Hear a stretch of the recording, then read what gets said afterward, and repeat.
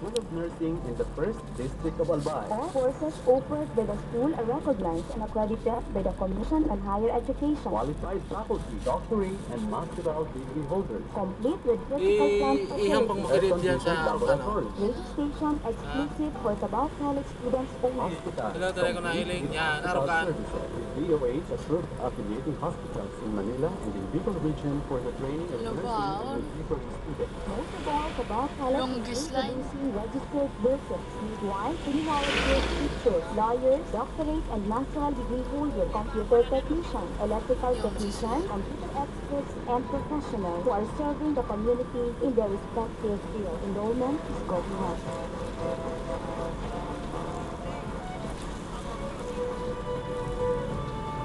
Makakuha pa kita kay Lula. Ka ng PIDEA ang 10 milyong pisong halaga ng shabu na isinagawa sa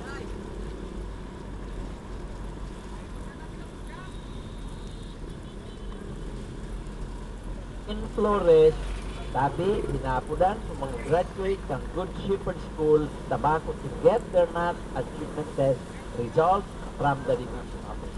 Kalikan ka muna si Romy para sa mga informasyon at si mga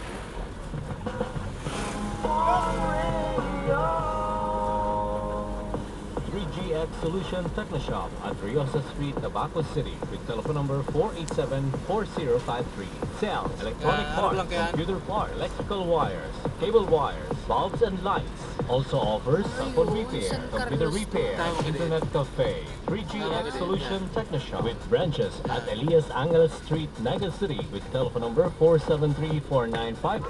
In Legazpi City, 480-4355. Tabaco City, get your shopping list ready. If you gotta dress up for a certain occasion, all you need is create your own fashion statement. In search for simple but elegant apparel, you gotta think of 2 Cents Boutique. It's simply just what women wanted. Troubled on what to wear on unexpected occasion? Visit 2 Cents Boutique. Look for the latest style and put on that outfit you really wanted. 2 Cents Boutique, the place for perfectly fit RTWs. 2 Cents Boutique, Siga Avenue, Tabaco City. Find the electronics you've been looking for at Tabaco Electronics. Tabaco Electronics, dealer of a wide range of electronic products, electric fan spare parts, and services. With our professional, knowledgeable, and friendly staff, a wide range of electronic products, we aim to provide you with a first-class service. Tabaco Electronics is located at Rios Street, Tabaco City. Go to Tabaco Electronics and discover for yourself. Hi, si Eko to. Mga tol, usapang lalaki tayo ha. Huwag muna kayong bumili ng Sunsilk Sachet kasi baka manalo kayo ng trip to El Nido kasama ko eh.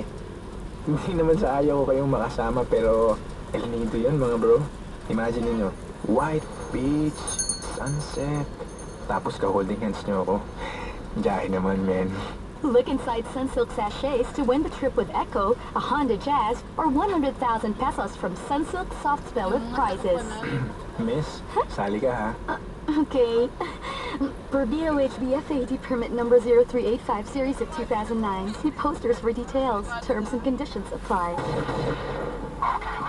The City Government of Tabaco and Tabac Airsoft Group invite you to join the first Tabac Festival Airsoft Competition dubbed as Operation VIP2. Operation VIP2.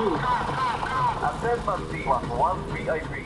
Ball and pistol game. The first Tabac Festival Airsoft Competition, June 21, 2009 at the Tabaco National High School football field. Big prizes at stake plus special awards. The first Tabac Festival Airsoft Competition is brought to you by the following major sponsors: Mayor Rizal Atman Loistro and Sangro Construction, and in part by Inner Trade, King James Enterprises, Tabaco Port Cargo Corporation, Vice Mayor Ray Bargais, City Councilor Ronel Borromeo, Yoni Martires, Karin Maxa, Jill Bungalon, Celso Borja, Ben Bron, Fred Adalia, Nestor San Pablo, Noxke, July Azaga, Alex Dimetrio, Oden Belangel Verses, Vice Mayor Abby Cargulio of Malinaw Albay, Board Member Raul Roy Torrejon, DJC Halo Halo, Lot 22 and 23, Lamco, Business Park, Legazpi City, Christopher Kua, and CPQ Computer Center.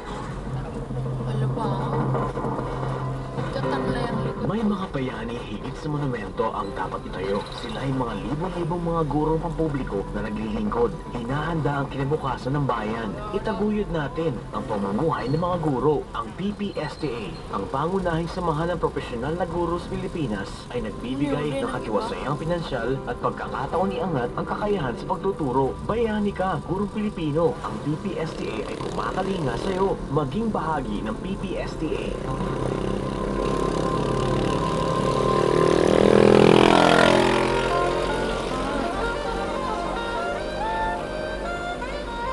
Thank you, Romy. Okay, basahon ko muna yung mga bago po sa mga text message nindo giraray, dakulo na kaya, no? Pero, sinsya na ta. Ini kayang mga issues na ini dapat ko muna ning madiskuter bago yung iba pang message. Ano po? Ano yung kaya? Good AM. How many percent po an increase this July? Sabi digrin sa 0920-300-8837.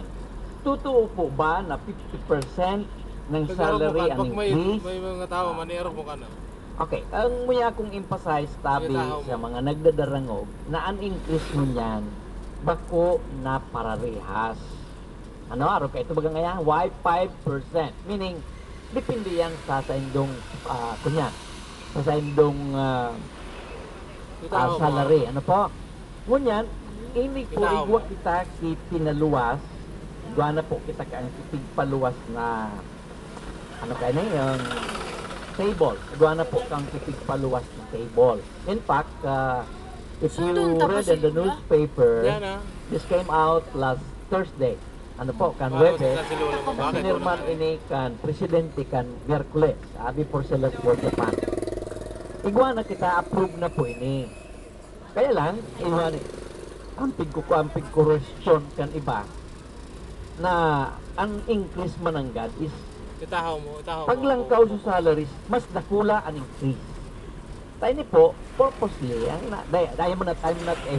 am not a part of the Congress, pero nahiling tadig din na ipig parehas talaga na tanganing makabukod ang mga executives na yaon sa publiko, sa public service, duman sa mga executives sa private.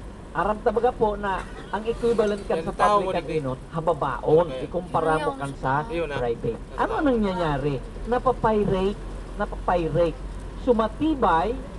Sumatibay na executive sa gobyerno, napapyrate na kukuha kan mga pribado dahil halangkawon ang sweldo sa pribado. Ganyan po, mahiling nindo na talagang ang dinagdagang kibaray so mga halangkaw man ang rate.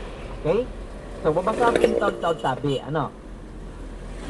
Ano yung akong emphasize digdi is, while it is true that the Congress did not approve our request for the 9,000 allowance for all that ed personnel, pero mahiling ta digdi, ang sabi nga ni Asik Malaya kan nagbisita dyan siya kan the other one. Anong oras ang sa Malinaw?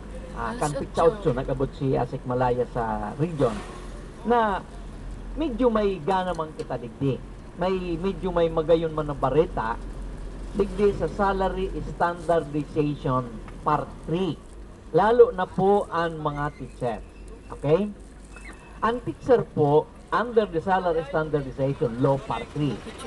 Paglaog, ihinalangkaw na po yun. Bako ng teacher o salary grade 10. Bako na po kamon salary grade 10. Ihinalangkaw na to salary grade 11. Ngunyang paglang. Para ribok mo nito.